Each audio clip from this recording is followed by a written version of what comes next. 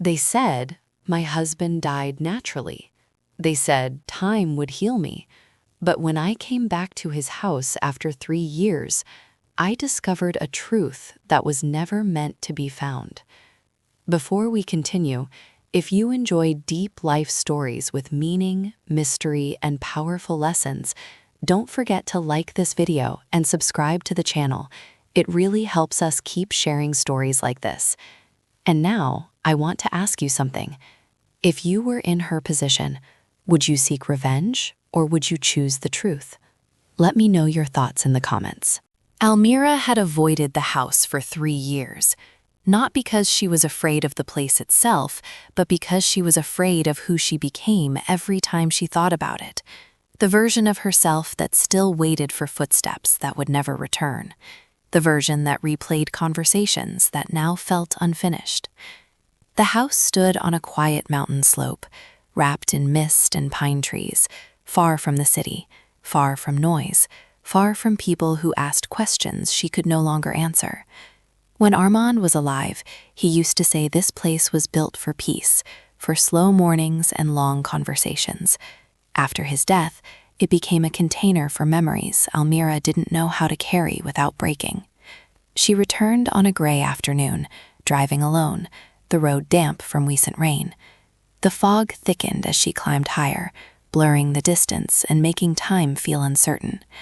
When she reached the gate, it opened smoothly, without hesitation, as if it had been used recently. Almira noticed it. She told herself not to think too much. Machines failed, sensors malfunctioned, or sometimes they simply work when you least expected them to. Her reason for coming back was simple, practical, almost cruel in its logic. The house was expensive to maintain. The taxes were overdue. The land value had risen sharply, and selling it would allow her to start fresh somewhere else, somewhere warmer, somewhere smaller, somewhere without Armand's presence in every wall, every window, every carefully chosen detail. She parked the car and stayed inside longer than necessary, her hands resting on the steering wheel. The silence outside felt wrong. Not empty. Not abandoned. Alive. The garden was trimmed with care, not rushed, not neglected. The stone path was clean, free of fallen leaves. A small wind chime near the terrace moved gently with the breeze, producing a soft, familiar sound Armand used to love on quiet afternoons. Almira's chest tightened. She stepped out of the car and walked slowly to the front door. The key still fit. The lock still turned the same way it always had. When she opened the door, warm air greeted her. Not the stale, trapped air of a closed building, but the comfortable warmth of a space that had been lived in. The faint scent of coffee lingered in the living room, subtle but unmistakable. Someone had wiped the dust off the shelves. The couch cushions were aligned. Even the family photos were arranged neatly, not frozen in time as she had left them. "This is impossible," she whispered, her voice fairly filling the room. She walked deeper into the house, her footsteps echoing too clearly in the silence. As she passed the kitchen entrance, the lights turned on automatically, responding to motion sensors Armand had installed years ago. She remembered teasing him about it, calling the house smarter than both of them. On the dining table, a vase stood perfectly centered. White lilies. Armand's favorite. Her hands began to shake. No one else knew that. Not truly. Not enough to choose them without asking. Almira hadn't bought flowers in years. She barely visited graves, let alone decorated houses filled with memories. Yet here they were. Fresh, alive, intentional. She checked every room. The guest bedroom had a neatly made bed, the blanket folded with care. The bathroom mirror was spotless. A towel hung slightly damp, still cool at the edges, as if it had been used recently and placed back in its place without thought. Her breathing grew shallow. Someone had been here. No, someone was still here. That night, Almira sat alone in the master bedroom, staring at the ceiling she had stared at so many times before. The house made its usual small sounds, pipes shifting, wood expanding, but they felt different now. Not random, not distant, intentional, observant. She reached for her phone, then stopped. Calling the police with nothing but a feeling would make her sound unstable. Grief did strange things to people. Everyone had told her that after Armand died. They said time would soften everything. They were wrong. But Almira remembered something. A secret. 2 years before his death, Armin had installed a private surveillance system throughout the house, not connected to any cloud, not accessible from outside networks. He had trusted very few people with that information. Only one. Her. Almira got out of bed and walked quietly to the study. She opened an old cabinet, moved aside folders she no longer recognized, and pulled out a laptop she hadn't touched in years. The battery was dead, but the charger was still there. Exactly where it used to be. She plugged it in. The screen flickered to life, slow at first, then steady. A familiar interface appeared. Her reflection stared back at her from the dark glass, eyes wide, heart racing, as if the house itself was waiting for her reaction. If someone had been living in this house, the truth had been watching her long before she returned. She clicked the first file, and the house, finally, began to speak. The laptop fan hummed softly, a low mechanical sound that filled the study and refused to fade into the background. It was the only sound in the room, steady and patient. Almira sat motionless in front of the desk, her fingers hovering above the keyboard, as if touching it too firmly might shatter whatever fragile control she still had left. The screen glowed faintly. The interface was simple, almost innocent. A horizontal timeline stretched across the bottom of the screen. Dates, hours, small camera icons with labels Armand had typed himself, years ago, back when the system was just another project he was proud of. Almira swallowed. She took a slow breath, then another, trying to anchor herself to the chair, to the floor, to the present moment. Then she clicked play. The first footage showed an empty house. Sunlight moved across the living room floor. Dust floated lazily in the air. Chairs remained untouched. Curtains stirred gently when the wind slipped through a slightly open window. Hours passed in seconds. Days followed. Almira almost relaxed. Her shoulders lowered slightly, her breath easing, until the timestamp jumped forward. 3 weeks after Armand's funeral, the front door opened. Almira leaned closer to the screen, her heart beginning to beat faster. A man stepped inside, carrying a travel bag slung over his shoulder. He didn't hesitate. He didn't look around like someone entering a place for the first time. His movements were confident, almost casual, as if he had done this before. He dropped the bag near the stairs and glanced around, nodding faintly to himself, as if confirming that everything was exactly where it should be. Almira recognized him instantly. Rafa, Armand's half-brother, the one who always smiled too easily at family gatherings, the one who joked loudly and complained quietly, the one who never stopped reminding Armand that blood should matter more than paperwork, the one who openly resented being excluded from the business, from the will, from everything that mattered. Almira's throat tightened. Her fingers dug into the edge of the desk. The footage continued. A few hours later, another figure entered the frame. A woman. She closed the door behind her gently, as if aware of the silence of the house. She removed her coat slowly and placed it on the chair Almira used to sit in when she waited for Armand to come home late at night. She walked through the living room without hesitation, her steps confident, familiar. Almira's breath caught painfully in her chest. Selena, her cousin, her closest friend, the person who had held her hand at the funeral and whispered that everything would be okay, the one who stayed with her through the longest nights, who made sure she ate, who told her she was strong enough to survive. The laptop screen blurred as tears filled Almira's eyes, but she refused to look away. She blinked them back, forcing herself to keep watching. The recordings stretched across days, then weeks. Rafa and Selena sleeping in the guest room, cooking meals together, laughing in the kitchen as if nothing in the world was broken. Watching television on the couch where Almira used to curl up beside Armand, her head resting against his shoulder. They argued sometimes, about small things, about nothing at all. They lived there, not in secret, in comfort, in ownership. Almira watched herself disappear from the house, frame by frame, replaced by two people who moved as if the space had always belonged to them. her hands clenched into fists so tightly her nails cut into her palms. The conversation continued, fragmented but heavy with implication. Mentions of documents, bank accounts, signatures that needed to be secured, timelines that had to look clean. Then, the words that shattered everything. "I switched the medication," Selena said, her voice barely above a whisper. Rafa looked up sharply. "You're sure it was enough?" She nodded once. "Herbal supplements, high dose, no red flags. The stress did the rest." Almira's vision darkened. They spoke of Armin's heart condition like a minor inconvenience, like a weakness to be exploited, like a lever to be pulled at the right moment. They spoke of his death, alayhi salam, if it were a solved problem, alayhi salam, if it were neat. Finished. Almira slammed the laptop shut. The sound echoed through the study, loud and final. Her hands trembled violently now, not with fear, but with something sharper, colder, more focused.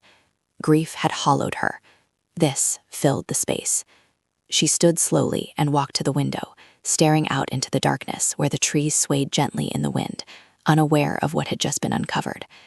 They had taken everything. Her husband, her trust, her silence. Behind her, the laptop sat quietly on the desk, waiting, because Almira was no longer watching the past. She was preparing to change the future. The laptop fan hummed softly, a low mechanical sound that filled the study and refused to fade into the background. It was the only sound in the room, steady and patient. Almira sat motionless in front of the desk, her fingers hovering above the keyboard, alayhi salam, if touching it too firmly might shatter whatever fragile control she still had left. The screen glowed faintly. The interface was simple, almost innocent. A horizontal timeline stretched across the bottom of the screen. Dates, hours, small camera icons with labels Armin had typed himself, years ago, back when this system was just another project he was proud of. Almira swallowed. She took a slow breath, then another, trying to anchor herself to the chair, to the floor, to the present moment. Then she clicked play. The first footage showed an empty house. Sunlight moved across the living room floor. Dust floated lazily in the air. Chairs remained untouched. Curtains stirred gently when the wind slipped through a slightly open window. Hours passed in seconds. Days followed. Almira almost relaxed. Her shoulders lowered slightly, her breath easing, until the timestamp jumped forward. 3 weeks after Arman's funeral, the front door opened. Almira leaned closer to the screen, her heart beginning to beat faster. A man stepped inside, carrying a travel bag slung over his shoulder. He didn't hesitate. He didn't look around like someone entering a place for the first time. His movements were confident, almost casual, as if he had done this before. He dropped the bag near the stairs and glanced around, nodding faintly to himself, as if confirming that everything was exactly where it should be. Almira recognized him instantly. Rafa, Arman's half-brother. The one who always smiled too easily at family gatherings. The one who joked loudly and complained quietly. The one who never stopped reminding Arman that blood should matter more than paperwork. The one who openly resented being excluded from the business, from the will, from everything that mattered. Almira's throat tightened. Her fingers dug into the edge of the desk as the footage continued. A few hours later, another figure entered the frame. A woman. She closed the door behind her gently, as if aware of the silence of the house. She removed her coat slowly and placed it on the chair Almira used to sit in when she waited for Arman to come home late at night. She walked through the living room without hesitation, her steps confident, familiar. Almira's breath caught painfully in her chest. Selena, her cousin, her closest friend, the person who had held her hand at the funeral and whispered that everything would be okay, the one who stayed with her through the longest nights, who made sure she ate, who told her she was strong enough to survive. The laptop screen blurred as tears filled Almira's eyes, but she refused to look away. She blinked them back, forcing herself to keep watching.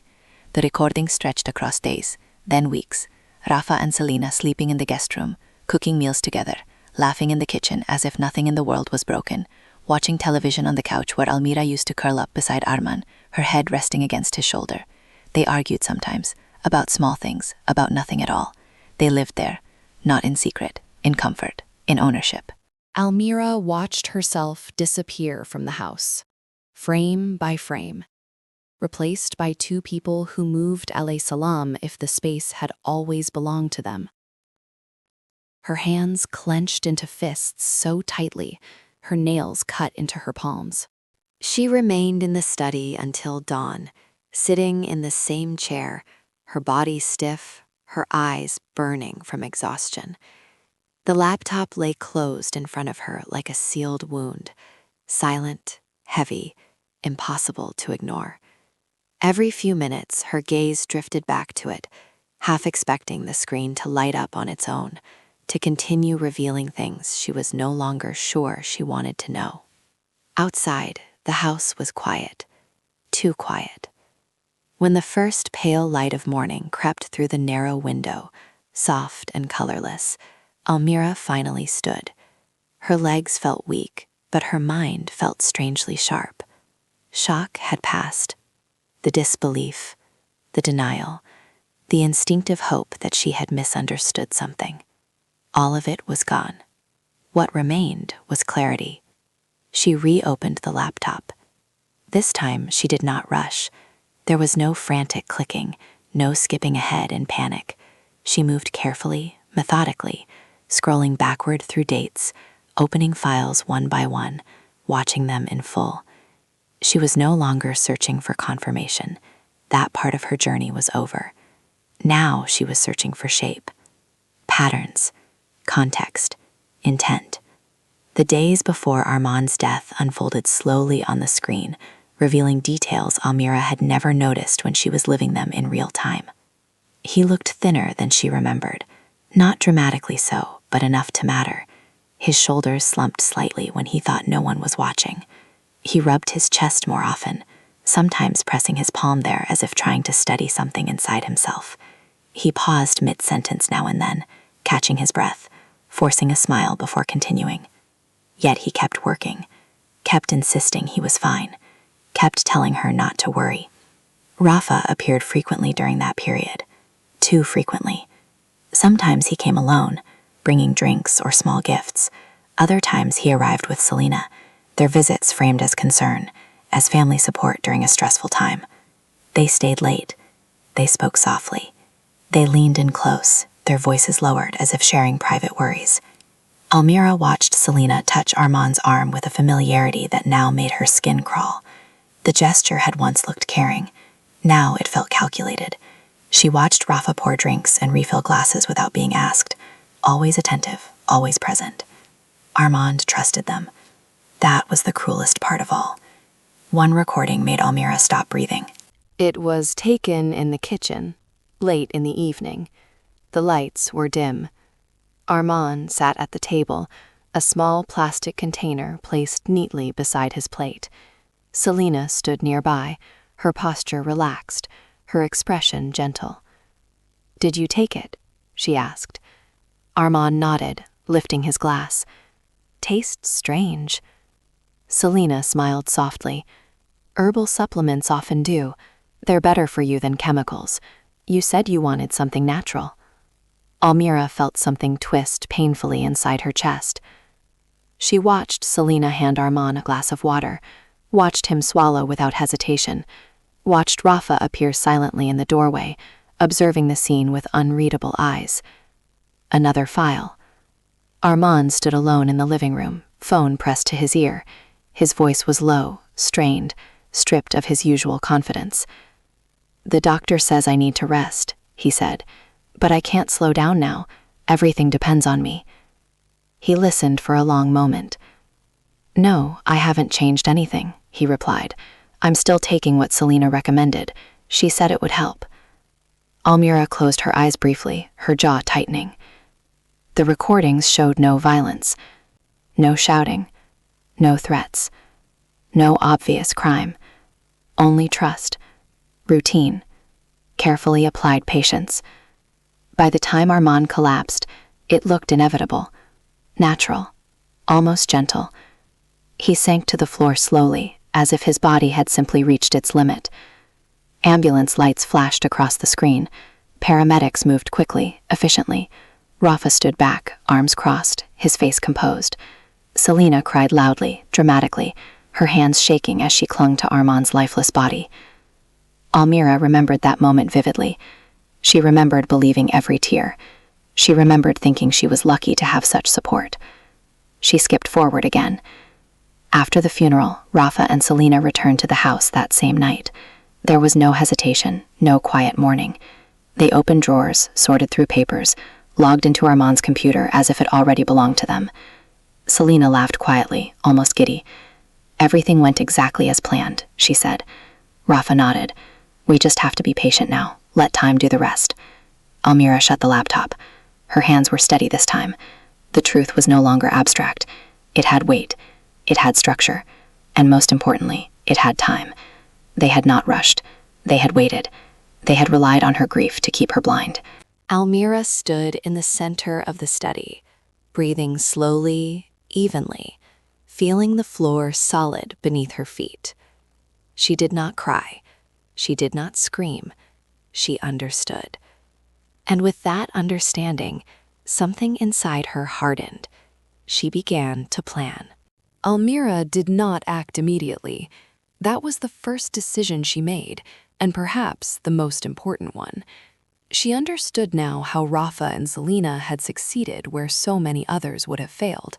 Not through force, not through urgency, but through patience, through silence, through allowing time to soften suspicion and dull pain until questions no longer felt urgent. So she stayed. She stayed in the house as if nothing inside her had changed. She moved through each day like a grieving widow, slowly sorting through a past she could not let go of. She cooked simple meals and ate them alone. She cleaned rooms that did not need cleaning, wiping the same surfaces twice, folding linens that were already neat. She opened windows to let the mountain air in, then closed them again when the wind grew cold. To anyone watching, she would have looked harmless, lost, ordinary. But Almira was watching everything. She spent her mornings walking through the house with new eyes, no longer seeing it as a home, but as a system. She traced the logic of it the way Armand once had: motion sensors hidden in corners, light controls linked to central panels, speakers concealed behind walls, smart locks installed for convenience and forgotten about soon after. She tested them quietly. A light switched on 10 seconds later than expected. A door hesitated before unlocking, then clicked open as if reconsidering. A speaker hummed once, softly, then went silent. Everything still worked. The house had not forgotten its instructions. In the afternoons, Almira shifted her attention to Rafa and Selena. She studied their routines through the old surveillance feeds and her own careful observations. When they arrived, when they left, how long they stayed in each room, which spaces made them comfortable, which made them uneasy. She began to see patterns. Rafa paced when he was anxious, his steps restless, his hands never quite still. He drank when he felt cornered, pouring himself another glass before the first was finished. Selena cleaned obsessively when she was afraid, wiping surfaces that were already spotless, rearranging objects that had not moved. Fear made them predictable. They thought the house belonged to them. They were wrong. The first change Almira made was small enough to be dismissed. One evening, while Rafa and Selena sat in the living room watching television, the hallway light flickered. Just once. A brief stutter of brightness before returning to normal. Rafa frowned. "Did you see that?" Selena barely looked up. "Old wiring. This place is ancient." Almira watched from the kitchen, her expression neutral, her hands steady while she rinsed a cup beneath running water. The second change came 2 nights later. At exactly 2:17 a.m., soft footsteps echoed through the upper hallway. Slow, deliberate, too heavy to be the house settling, too rhythmic to be the wind. Selena sat up in bed, her heart racing. "Did you hear that?" she whispered. Rafa listened, his jaw tightening while the silence returned. "Probably animals," he said, though his voice lacked conviction. Neither of them slept after that. Almira made sure of it. She kept the disturbances rare and controlled, never repeating the same trick twice, always ambiguous, always deniable. A cabinet door left slightly open when it had been closed before. A chair pulled back from the table as if someone had stood up in a hurry. Music playing faintly through a speaker no one remembered installing, the melody cutting off the moment it was noticed. Never enough to confirm, always enough to unsettle. She did not want fear yet. Fear made people reckless. She wanted doubt. Late one afternoon, while sorting through old digital archives, Elmira found an audio file Armand had recorded years ago. It was nothing important at the time, just a personal note, his voice calm and thoughtful, unaware of what was coming. She listened to it once, then again. She isolated a single sentence. She waited. That night, while Rafa stood alone in the study, the speakers activated without warning. "I trusted you," Armand's voice said softly. Rafa froze, the color draining from his face. The sound stopped immediately, leaving the room unnaturally silent. Selena rushed in seconds later. "What happened?" she asked, her eyes darting around the room. Rafa stared at the walls, his breathing shallow. "Nothing," he said finally. "Just nothing." Elmira watched the security feed from her room, her reflection faintly visible in the dark screen. This was not revenge. Not yet. This was preparation. The house was remembering. And soon, so would they. The house did not grow louder. It grew tense. The silence inside it felt stretched then, like glass under pressure. Elmira sensed it in the smallest changes, in the way footsteps paused before crossing a threshold, in the way doors were closed more carefully than before, in the way voices dropped instinctively, even when no one else was supposed to be listening. She felt it in Rafa's habits.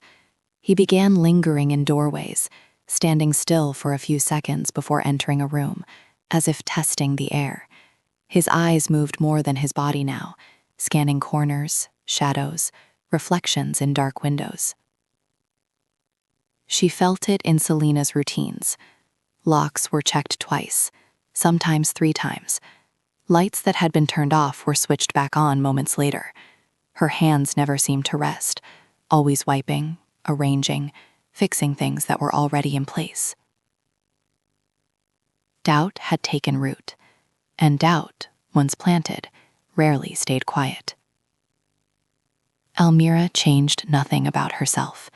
That was essential. She kept her routines simple and predictable. Morning coffee at the same time each day, quiet afternoons spent reading, organizing old boxes, or staring out the window at the trees. Evenings passed in near silence. She made herself part of the background, a presence so constant it slowly faded from notice. Rafa noticed everything except her. Selena noticed everyone. The first argument began over something insignificant, a missing document. Rafa searched the study with growing frustration, pulling open drawers too hard, stacking folders on the desk only to scatter them again moments later. Papers slid onto the floor. "I left it here," he said, his voice sharp, edged with panic he tried to hide. "I know I did." Selena leaned against the doorframe, arms crossed. "You're always careless."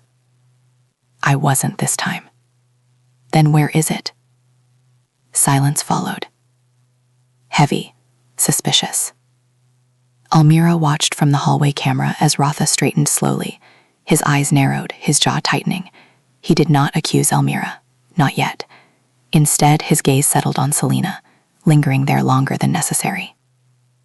There was something new in his expression. Calculation. The document reappeared the next morning, placed neatly in the center of the desk, aligned with precision.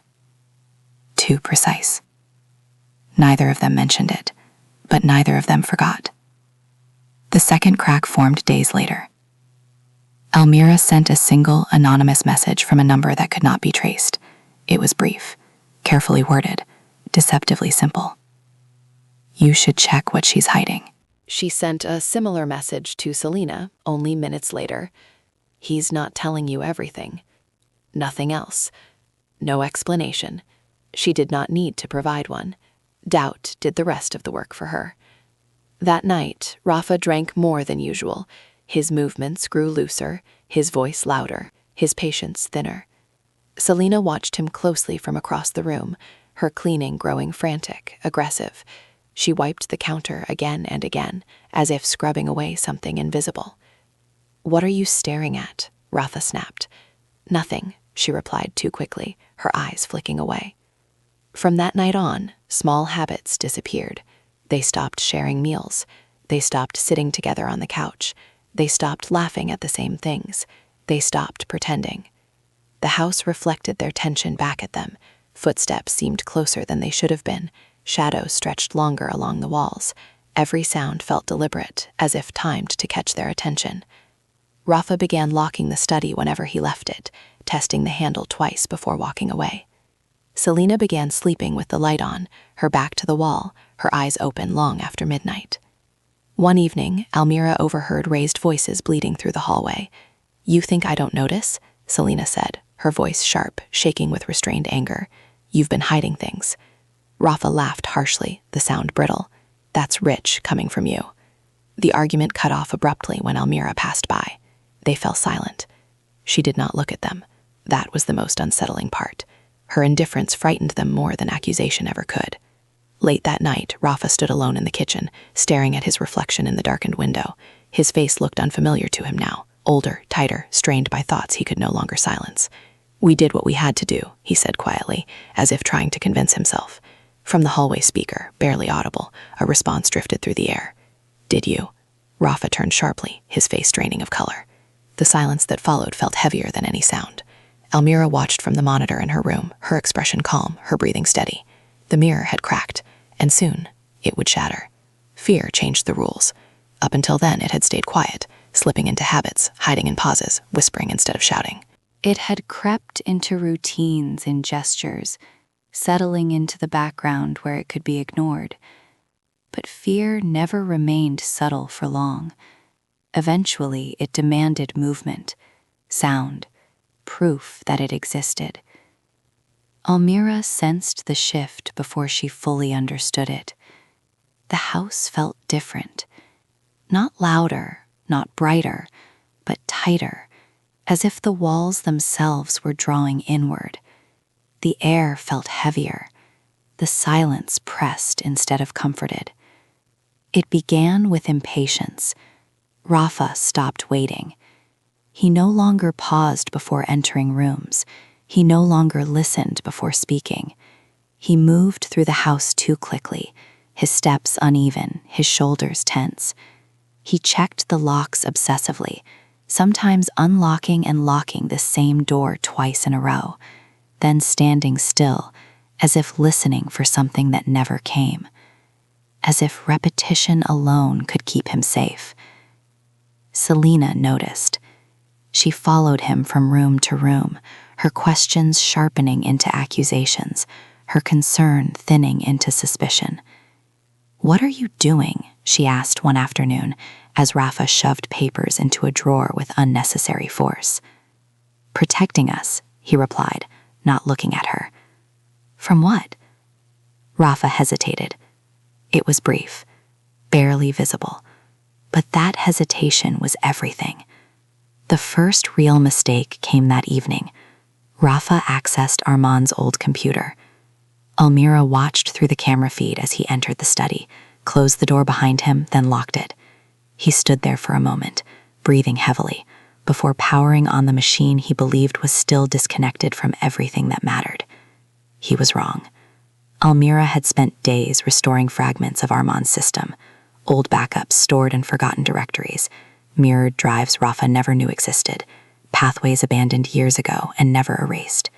She had worked slowly, carefully, ensuring nothing looked altered from the surface. Rafa logged in. He searched with shaking hands. Files he thought no one else remembered. Bank statements, legal drafts, messages he had sent and deleted, documents he believed were gone forever. His breathing grew uneven as he scrolled, sweat gathering at his temples.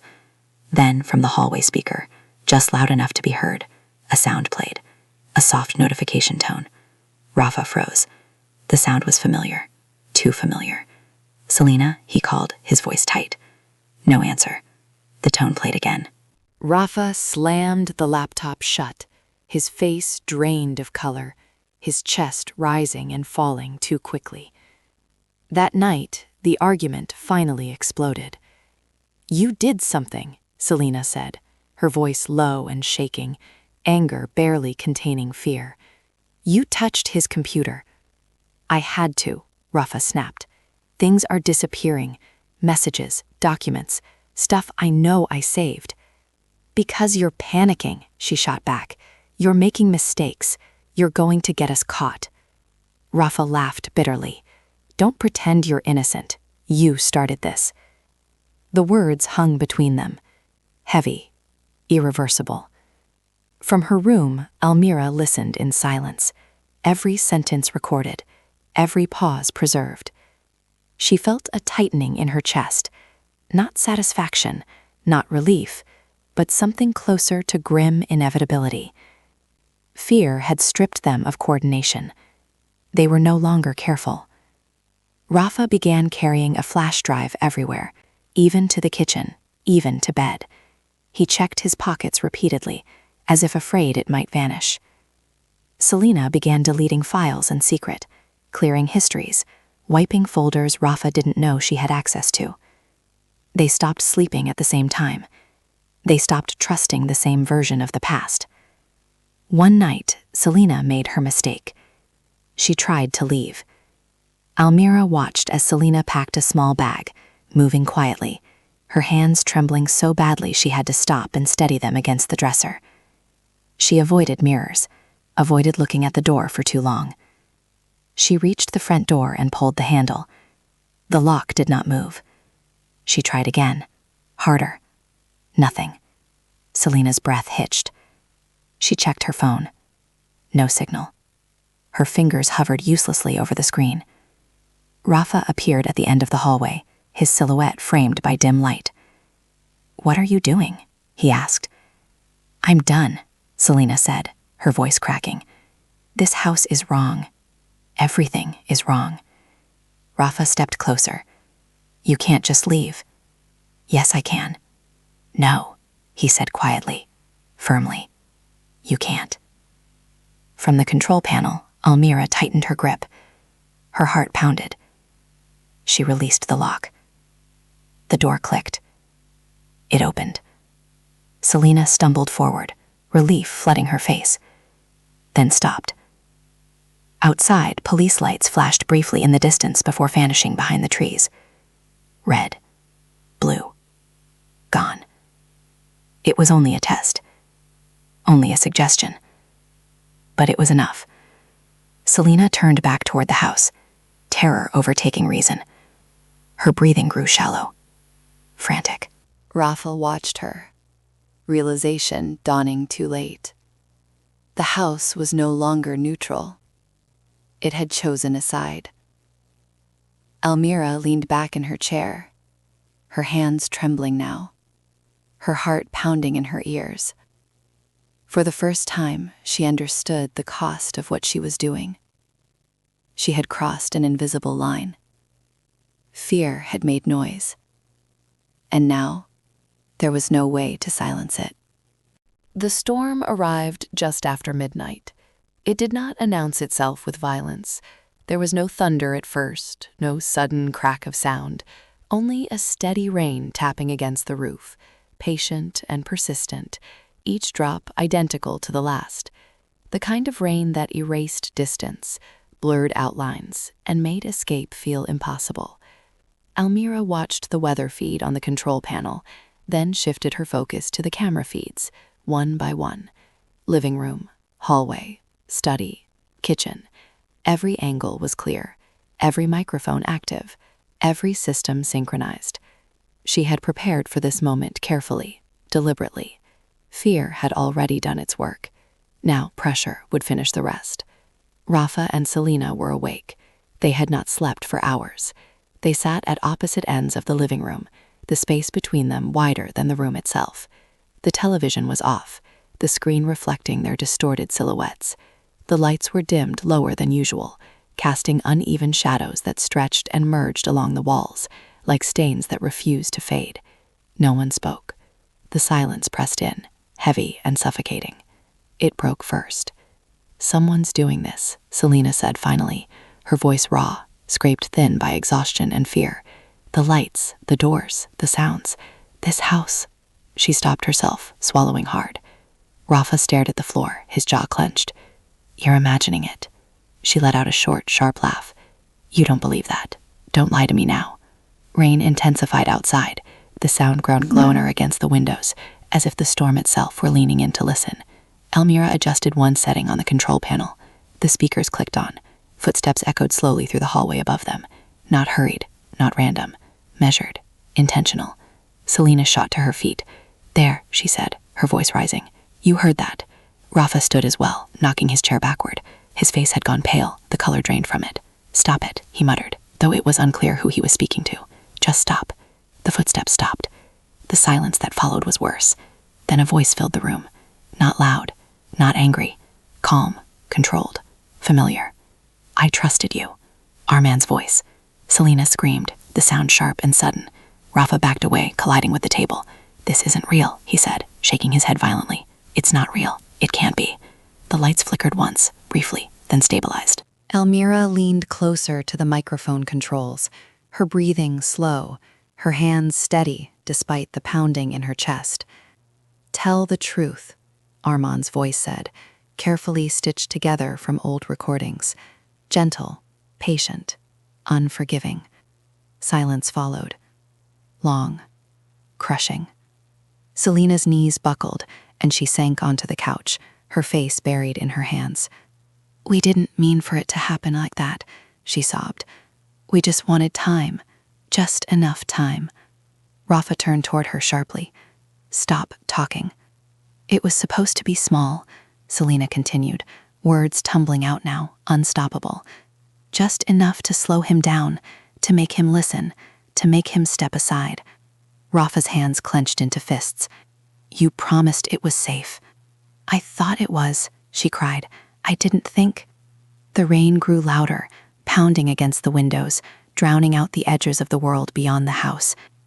Elmira said nothing. She did not need to. Fear was doing exactly what it always did when pushed far enough. It made people speak. "You changed the medication," said Rafa suddenly, his voice breaking apart.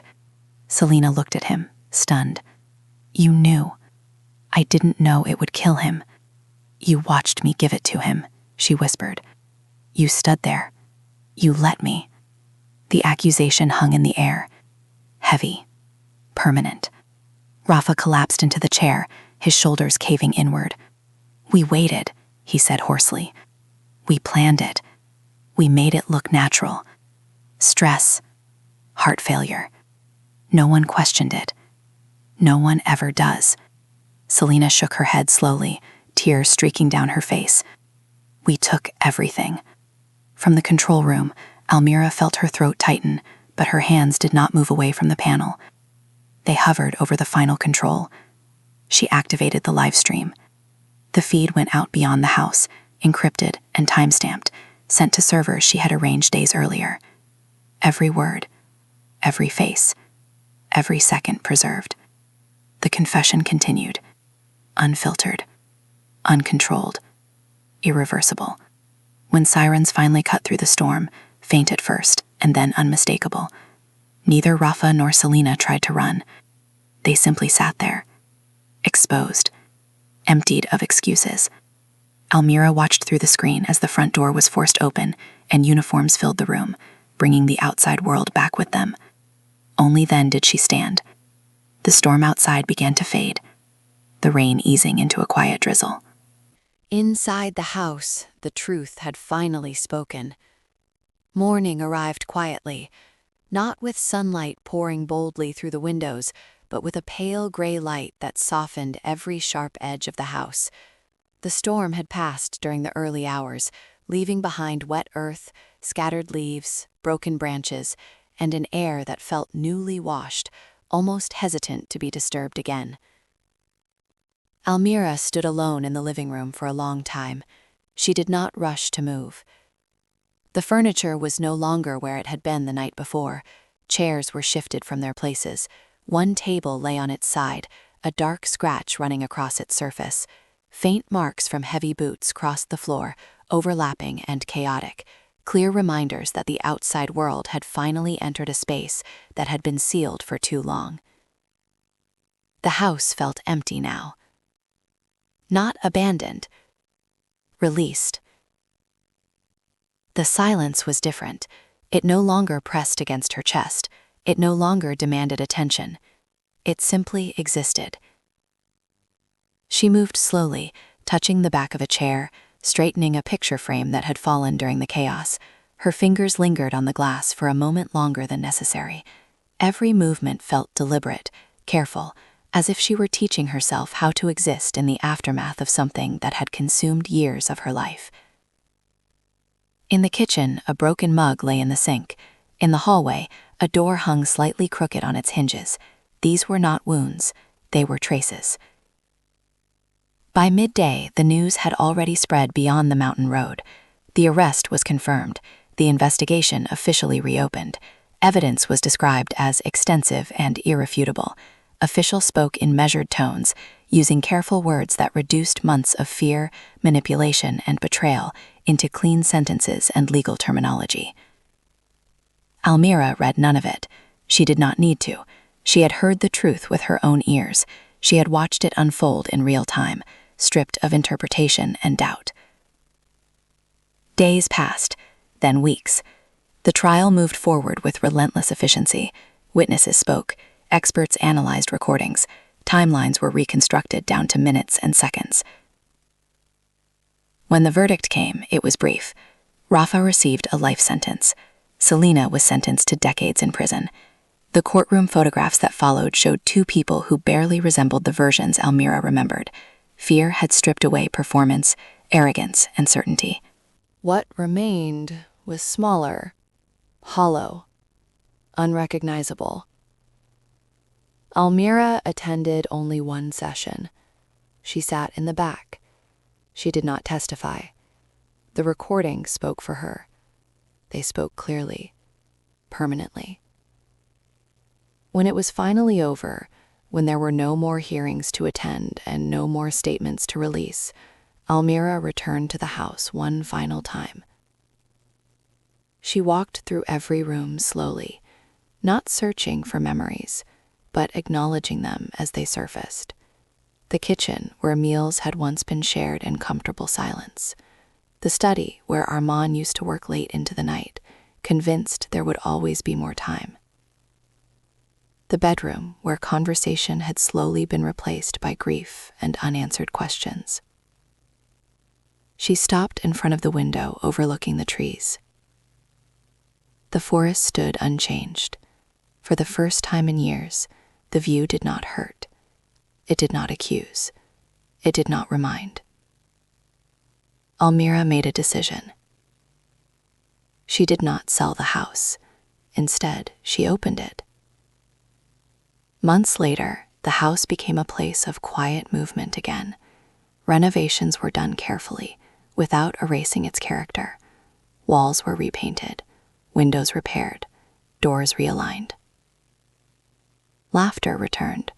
At first, it was hesitant, unsure, then stronger. Children filled the rooms with voices that carried no history of betrayal, no knowledge of what had once happened there, only the present.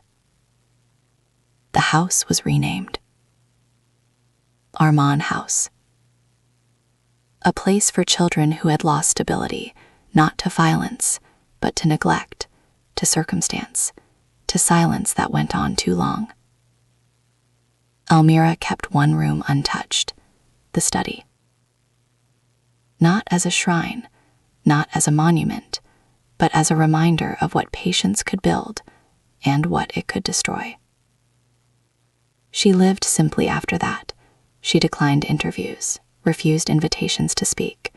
She did not allow her pain to become spectacle or lesson for public consumption. People occasionally asked how she survived it. She never gave the same answer twice. Sometimes she said that time helped. Sometimes she said the truth did. Sometimes she said nothing at all. On quiet evenings, she sat on the terrace, listening to the wind move through the trees. The house no longer watched. It no longer listened. It rested. The past remained where it belonged. And what remained after the truth was not revenge. It was peace.